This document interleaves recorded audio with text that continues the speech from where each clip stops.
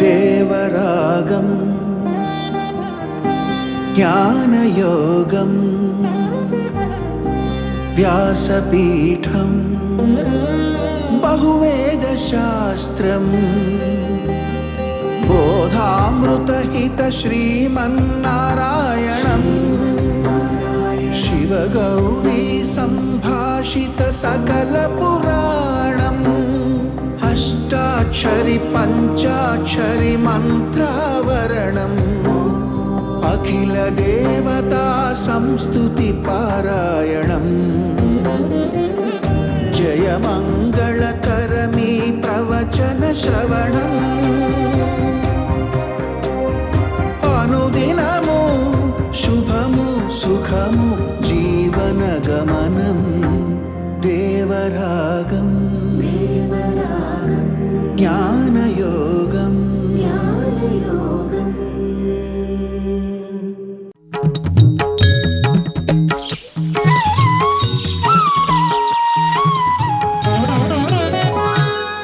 ఆపదామపహర్తారం దాతారం సర్వసంపదాం లోకాభిరామం శ్రీరామం భూయో భూయో నమామ్యహం.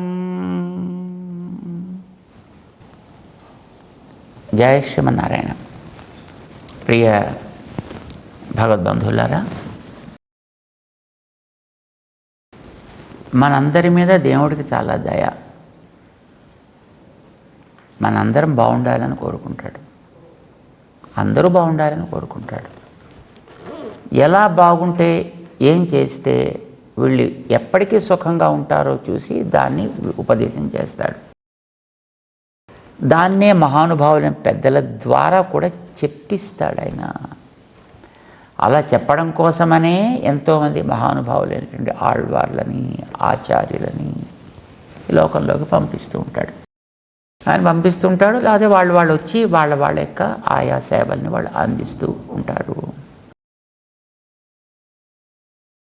తత్వాన్ని చెప్పేవాళ్ళంతా త్రయంత నిష్ఠులు అంటారు. అంటే వాళ్ళు కేవలం వేదాలు మాత్రమే చెప్పారు.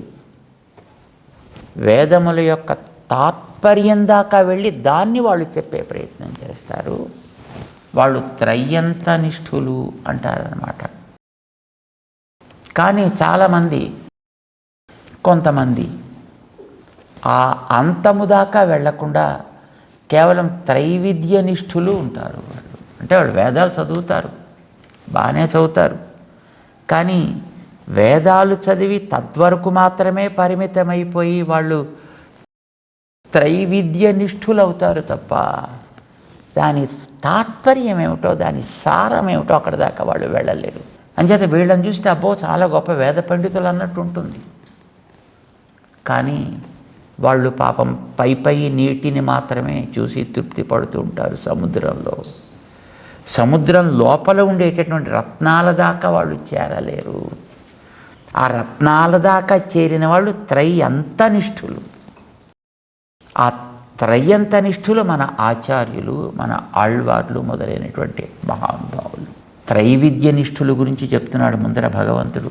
త్రయంత నిష్ఠుల గురించి చెప్పబోయే ముందర ఆ త్రయంత నిష్ఠులని మహాత్ములు అని ఇందాక ప్రస్తావన చేశాడు 13వ శ్లోకంలో. మహాత్మానస్తు మాం పార్థ దైవీం ప్రకృతిమాశ్రితా. అది వాళ్ళు త్రయంత నిష్ఠులు. త్రైవిద్య నిష్ఠులు ఎలా ఉంటారు ముందర మనకి తెలియాలి. తెలిస్తే అప్పుడు త్రయంత నిష్ఠుల యొక్క వైభవం ఏంటో మనకి తెలుస్తుంది. వీళ్ళ విషయంలో తాను ఎలా ఉంటాడో తెలియాలి. త్రైవిద్య నిష్ఠుల విషయంలో అది చెప్పి తర్వాత త్రయంత నిష్ఠుల విషయంలో ఎలా ఉంటానో తాను మనకి తెలియజేస్తాడు. అది చెప్పాలంటే ముందర వీళ్ళని చూపించాలి కదా. అందుకోసం వీళ్ళని చూపిస్తున్నాడు. 20-21 శ్లోకాలు 9వ అధ్యాయంలో అంటారు వ్యాఖ్యానకర్తలు, భగవద్గీతకి చెప్పేయండి మహానుభావులు, శంకరాచార్యుల వారు కావచ్చు, రామానుజాచార్యుల వారు కావచ్చు, మహానుభావులు తత్వాన్ని దర్శించినటువంటి మహనీయులు ఎప్పుడు కూడా తాత్వికమైనటువంటి ఉపదేశాన్ని అందరికీ సులభంగా అందించాలనే అనుకుంటారు. కానీ గుర్తించనటువంటి బుద్ధిహీనులు కేవలం తాము చెప్పేటటువంటిదే వాస్తవము అనుకుంటూ గొంతులు చించుకుంటూ ఉంటారు. చూడండి ఎలా చెప్తున్నారో మనం చూద్దాం. త్రైవిద్యా మాం సోమపాహ పూతపాపాహ. త్రైవిద్యనిష్ఠులు అంటే వాళ్ళు వేదాలే 3 వేదాలు కదా, ఋగ్ యజుస్ సామాలు అంటారు. అథర్వ వేదాన్ని యజుర్వేదపు భాగంగా అంగీకరిస్తారు. కొంచెం తేడా. యజుర్వేదంలో స్వర్గాది లోకాలకి సంబంధించినటువంటి ప్రస్తావన, దానికి సంబంధించినటువంటి విశేషాలు అధికంగా ఉంటే, అథర్వ వేదంలో ఐహలౌకికమైనటువంటి పురుషార్థానికి సంబంధించినటువంటి ప్రక్రియ జాతం ఇందులో ఉంటుంది. బట్ రెండూ కూడా పొందడానికి అవసరమైనటువంటి ప్రక్రియలు చెప్పేవే కనుక అథర్వ వేదాన్ని ప్రత్యేకించి చెప్పరు. ఋగ్యజుస్సామములు అని అంటారు. త్రైవిద్య అని అంటారు. త్రైవిద్యులు అది నేర్చిన వాళ్ళు. అందుకోసం రుచో యజుంషి సామాని అంటారు. 3 చెప్తుంటారు. సరే, దాన్ని అలా పక్కన పెట్టుకుని ఇక్కడ త్రైవిద్యుల గురించి భగవంతుడు చెప్తున్నాడు. త్రైవిద్యా ఋగ్యజుస్సామములనే 3 వేదములని మాత్రము నిష్ఠ కలిగిన వాడు. వేదాల వరకు వాళ్ళు అధ్యయనం చేశారు, అవి మాత్రమే తెలుసుకుంటారు. ఏం చేస్తారు? సోమపాహ పూతపాపాహ. శంకర్లు కూడా పాపం అట్లాగే చెప్తారండి. ఋగ్యజుస్సామ విదహ. ఏం చేస్తారు వాళ్ళు? మాం యజ్ఞైరిష్ట్వా. నన్నే యజ్ఞస్వరూపంలో ఆరాధన చేస్తారు, కానీ అది నన్ను చేస్తున్నా అనేటువంటి ఇంగితం లేకుండా చేస్తారు. తేడా. మామూలుగా మిగతా త్రయంతనిష్ఠులు కూడా యజ్ఞయాగాదులు చేస్తారండి. కానీ త్రయంతనిష్ఠులు చేసే యజ్ఞయాగాదుల్లో తాము చేసే ప్రతి పని కూడా బ్రహ్మార్పణం, బ్రహ్మహవి, బ్రహ్మాగ్నో బ్రహ్మణాహుతం అన్నట్టుగా ఇదంతా చెందేది సాక్షాత్తు శ్రీమన్నారాయణునికే అని తెలిసి నారాయణాయేతి సమర్పయామి అని వాళ్ళు చేస్తారు. చేసేది ఇదే, కానీ వాళ్ళు ఆ చెందేది ఎవడికో అదాకా తెలుసుకుని వాళ్ళు చేస్తారు. ఇప్పుడు గవర్నమెంట్కి డబ్బులు కట్టాలండి, దాన్ని ఏదో ట్రెజరీ ద్వారా కట్టాలి. త్రైవిద్యా. ఇందులో అది తెలుసుకోకుండా చేసేవాడి ప్రయత్నాన్ని గురించి చెప్తున్నారు శ్రీకృష్ణ పరమాత్మ. దాన్నే వ్యాఖ్యానిస్తున్నారు మన ఆచార్యులైనటువంటి శంకర భగవత్పాదులు కావచ్చు, రామానుజులు కావచ్చు. పాప పెద్దలు చెప్పడంలో ఎప్పుడు లోపం చెప్పరండి. దాన్ని గుర్తించడంలో మనకు లోపం ఉంటే ఎవడేం చేయలేడు. దాన్ని కేవలం వీళ్ళు త్రైవిద్య నిష్ఠులు, త్రయంత నిష్ఠులు కాదు.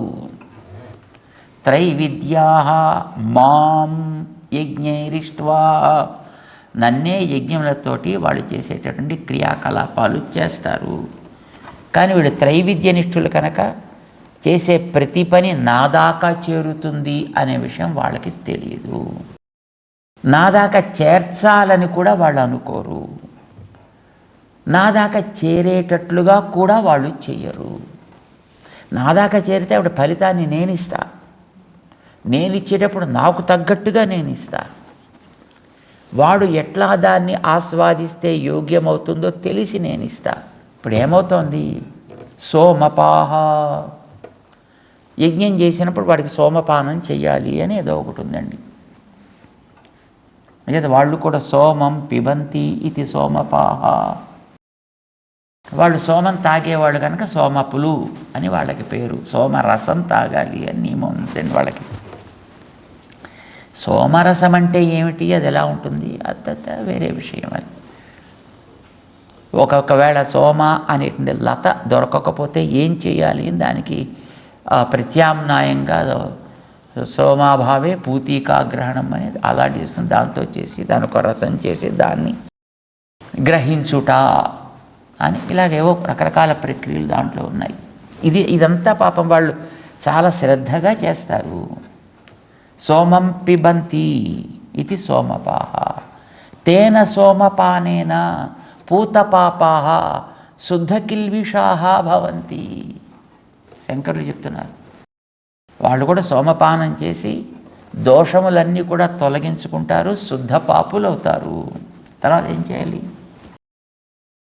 ఈ యజ్ఞానికి అందుకునేటటువంటి తత్వం సాక్షాత్తు పరమాత్మ అక్కడి దాకా వెడుతుంది. ఎందుకంటే దీన్ని అందుకునేవాడు ఒక దేవత, ఆ దేవత కూడా మనలాంటి వాడే. ఆ దేవతల్లో అంతర్యామిగా పరమాత్మ ఉంటాడు, శ్రీ మహావిష్ణువు. అక్కడికి వెళ్ళి యజ్ఞో వై విష్ణు, అది ఆయన దాకా చేరాలి అని తెలియాలి. కానీ వీళ్ళకి పాపం అక్కడ దాకా వెళ్ళరు. వీళ్ళు చేస్తారు యజ్ఞై, కోరికలతోటి చేస్తారు. కోరికలతో చేయడం కూడా తప్పు కాదని చెప్పాడు కదండి ఆయనే. ఎందుకంటే ఆర్తో జిజ్ఞాసు అర్ధార్థి అని 7వ అధ్యాయంలో ఆయన ఒక 4 రకాలు చెప్పేటప్పుడు ఆర్తుడు, అర్ధార్థి, జిజ్ఞాసు ముగ్గురిని కూడా చెప్పాడు. జ్ఞానాన్ని విడదీశాడు అనుకోండి. తర్వాత ఈ ముగ్గురిలో కూడా సంపదలు కోరుకునే వాళ్ళు కొత్తవి కావచ్చు, పాతవి కావచ్చు, ఏదో తత్వాన్ని, ఆత్మతత్వాన్ని కోరుకునే వాళ్ళకి చెప్పాడు. ఆత్మతత్వాన్ని కోరుకునే వాళ్ళని పక్కన పెట్టేద్దాం. వీళ్ళు ఏదో కొన్ని సంపదలు కోరుకుంటున్నారు, ఉన్నది పోతేనో లేకపోతే కొత్తదో ఏదో ఒకటి.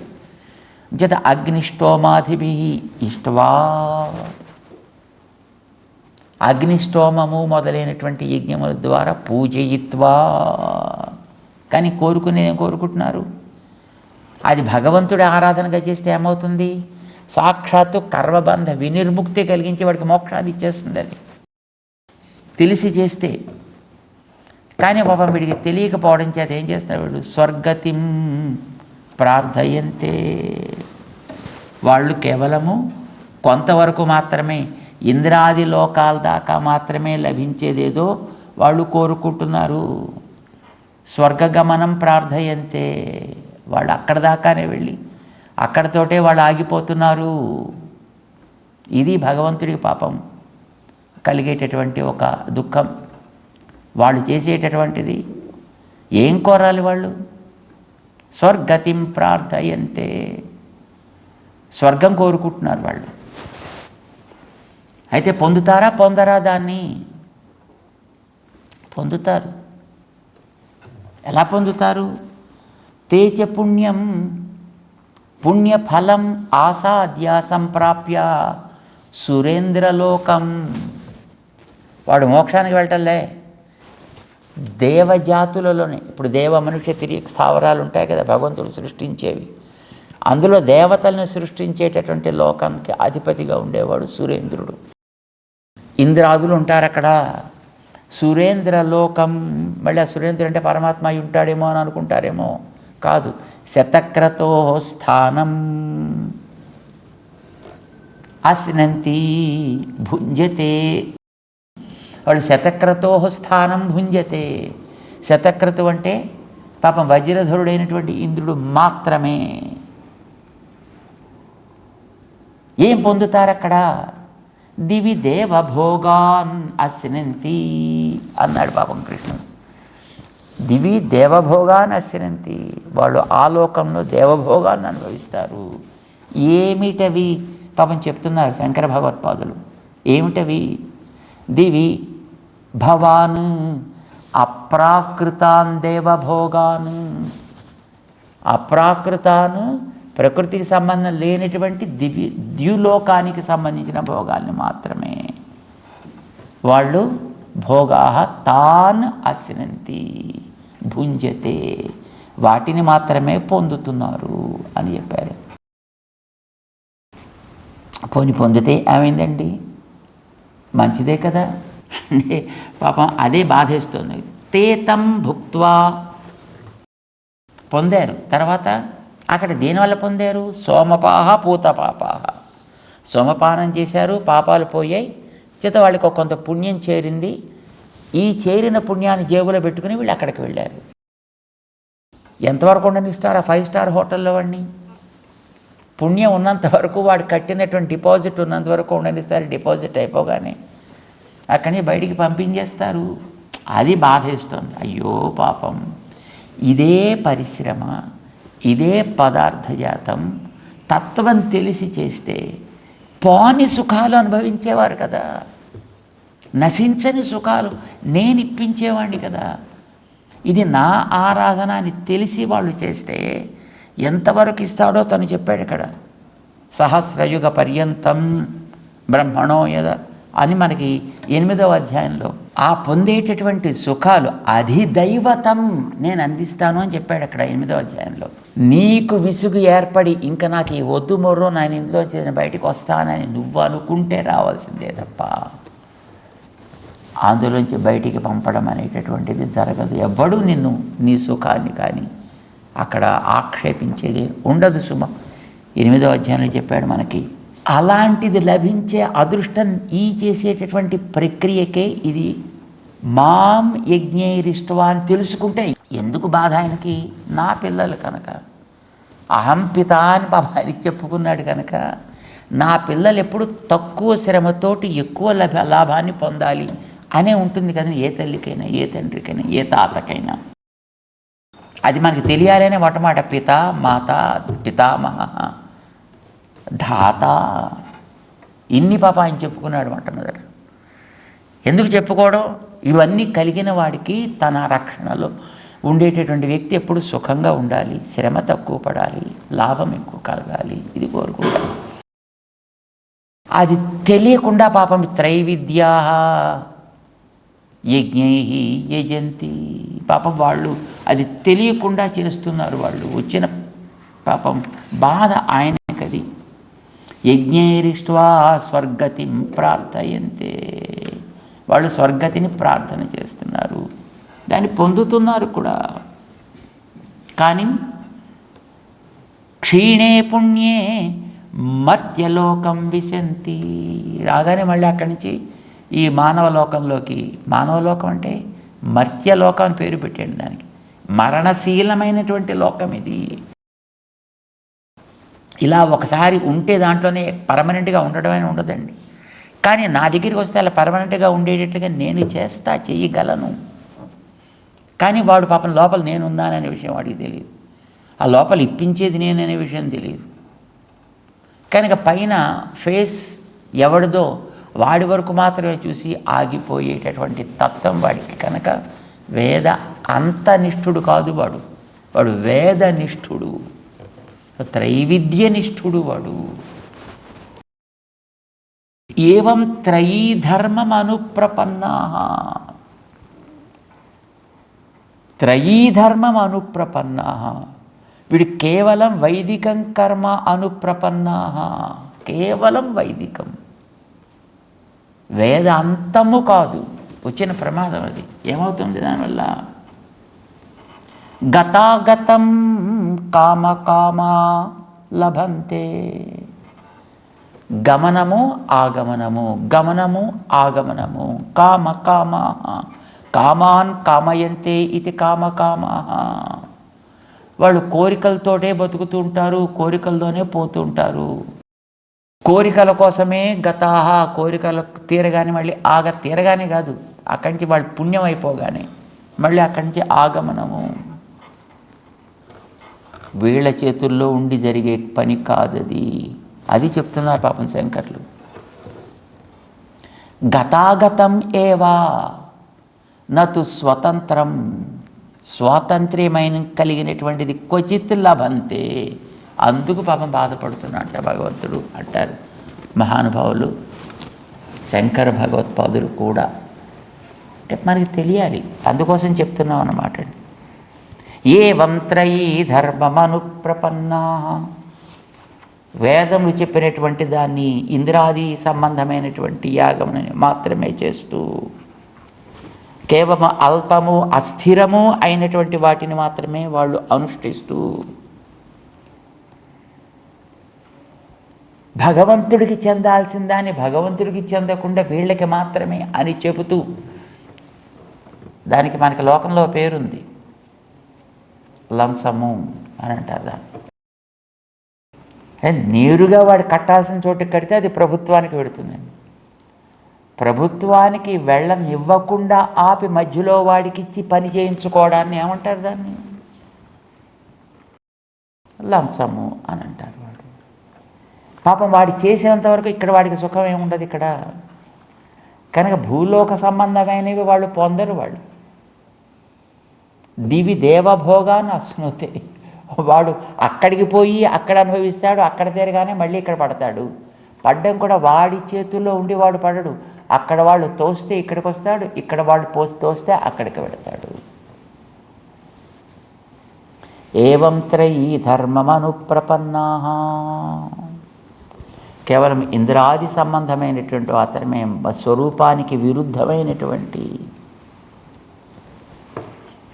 వీడు చేస్తూ, తద్వారా ఇంద్రాదులను తృప్తిపరుస్తూ, స్వర్గాది లోకాలకి కావలసినటువంటి పుణ్యాన్ని మాత్రమే సంపాదించుకుంటూ తిరిగి మళ్ళీ ఈ మర్త్యలోకంలోకి ప్రవేశిస్తూ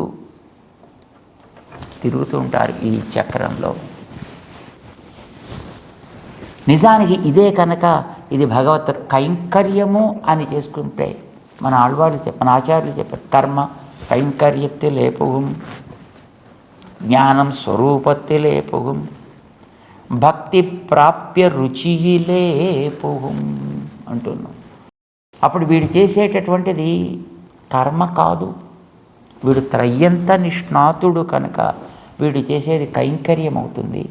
అది అక్కడ ముందర ఆ రిసీవింగ్ కౌంటర్ దగ్గర కూర్చున్న వాడికి కాదు, వాడి ద్వారా చేరాల్సిన పరమాత్మకి చేరుతుంది అది. అప్పుడు ఆయన ఇచ్చేటటువంటిది శాశ్వతమైనటువంటిది, తిరిగి మళ్ళీ కర్మబంధంలోకి రానవసరం లేనిటువంటి స్థితిని వీడికి కలిగిస్తుంది. అప్పుడు గతాగతం కాడు వీడు, కామకాముడు కాదప్పుడు వీడు, భగవత్ కాముడు అవుతాడు వీడప్పుడు. అప్పుడు గతాగతం ఉండదు వీడికి. నచ పునరావర్తతే, నచ పునరావర్తతే. వీడికంచి గతి ఉంటుంది కానీ పునరావర్తనము అనేటటువంటిది వీడికి ఉండదు. అంటే వీడికి అప్పుడు దానికి కావలసిన పుణ్యం మాత్రమే ఉండదు. వీడు చేసినటువంటి ఈ క్రియ వల్ల ఏర్పడ్డటువంటి పుణ్యం గతంలో ఉండేటటువంటి మిగిలిన వాళ్ళు త్రైవిద్యులు చేసేది ఎంతవరకు చేస్తే అంతవరకే. కానీ వీడు చేసేది అదే పని, అదే శ్రమ, అదే వస్తుజాతము, అదే సమయము. కానీ వీడిది మొత్తం ఇదివరకు ఉండేటటువంటి పుణ్య పాప రూప రాశి ఎంత ఉందో అదంతా కూడా యథా ఇషీకతూలం అగ్నో ప్రోతం ప్రదూయేత ఏవం హాస్య సర్వే పాప్మాన ప్రదూయంతే. వీడికుండేటటువంటి సకల పాపరాశి మొత్తం నశించిపోతుంది. అంచేత ఇక్కడ కర్మబంధం రావడానికి అవసరమే ఉండదు. వీడు పొందేటప్పుడు భగవంతుణ్ణి పొందుతారు. మిగతా వాళ్ళు వసువాదులని మాత్రమే పొందుతారు అంటారు శంకర భగవత్పాదులు. వసు, రుద్ర, ఆదిత్య అనేది ఒక గోష్ఠి, అది ఒక కోటి. కనుక వీళ్ళు అంతవరకు వీళ్ళు చూడరు. వీళ్ళు కేవలం వస్వాదులని మాత్రమే వీళ్ళు పొంది అక్కడికే ఆగిపోతారు సుమా అర్జున. అందుకోసం పాపం ఆయన బాధపడుతున్నాడు. త్రైవిద్యా ఋగ్యజు సామాది విధ మాం వస్వాదిదేవరూపిణం. అది ప్రధానమండి. ఇక్కడ మనం ఒక చరిత్ర జ్ఞాపకం పెట్టుకోవాలి. బలి కూడా యజ్ఞాలు చేశాడు. ఇంద్రాదులని అణిచినవాడు బలి యజ్ఞాలు చేశాడు. అందులో కూడా వసురుద్ర ఆదిత్యులను పూజించాడు. కానీ వసు అంతర్యామి అయిన నారాయణుడు, రుద్ర అంతర్యామి అయిన నారాయణుని, ఆదిత్య అంతర్యామి అయిన నారాయణుని అలా ఆరాధన చేశాడు. కనుక తాను చేసిన యజ్ఞానికి ఫలితంగా భగవంతుడే స్వయంగా తన యజ్ఞస్థలికి నడిచి వచ్చాడు, యాచకుడై వచ్చాడు. తనని అనుగ్రహించి ముల్లోకాలు కొలిచే రూపాన్ని చూపించి పాదాన్ని ఆయన శిరస్సుకి తాకించి రసాతలాన్ని ఆయనకి ప్రసాదించి ఆయన యొక్క ద్వారపాలకుడిగా ఉండిపోయాడు ఆయన భగవంతుడు. తెలిసి చేస్తే అంత ఉత్తమ ఫలితం, తెలియక చేస్తే గతాగతం కామ కామా లభంతే. అందరు దేవతలు ఉంటారండి, చేసే యజ్ఞంలో పాపం చాలామందికి తెలియక అనుకుంటారు వీళ్ళకి ఈ వైష్ణవులకి మిగతా ఉంటే పడవండి అని. పడకపోవడం ఏం లేదు పాపం. వాళ్ళ స్వరూపాన్ని తెలిసి వాళ్ళు భగవద్ అంతర్యామిగా కలిగిన వాళ్ళు, భగవంతుడిని లోపల కలిగిన వాళ్ళు కనుక వీళ్ళ ద్వారా అందుకోవలసింది భగవంతుడిని తెలిసి వాళ్ళు చేస్తారు. అది అలా భగవంతుడికి అందుతుంది కనుక వాళ్ళు భగవద్ అనుగ్రహాన్ని పొందుతారు. మిగతా వాళ్ళు అక్కడికే ఆగిపోతారు. త్రైవిద్యులని గురించి చెప్పి అజ్ఞానం చేత వాళ్ళకి కలిగే నష్టాన్ని తలుచుకుంటూ బాధపడుతూ అయ్యో ఆయాసం సమమే అయినప్పటికీ కూడా అల్ప ఫలితాన్ని పొందుతూ నష్టపోతున్నారే, అందుకోసం అధిక ఫలితాన్ని పొందే మహానుభావుల గురించి ఒక్కసారి చెప్తా వినవయ్యా. 22వ శ్లోకంలో అద్భుతంగా మహాత్ముల యొక్క గొప్పతనాన్ని తాను చెప్తున్నాడు. తెలుసుకుంటూ మనం కూడా చక్కగా ముందుకు సాగుదాం ఆయన మార్గంలో. జై శ్రీమన్నారాయణ.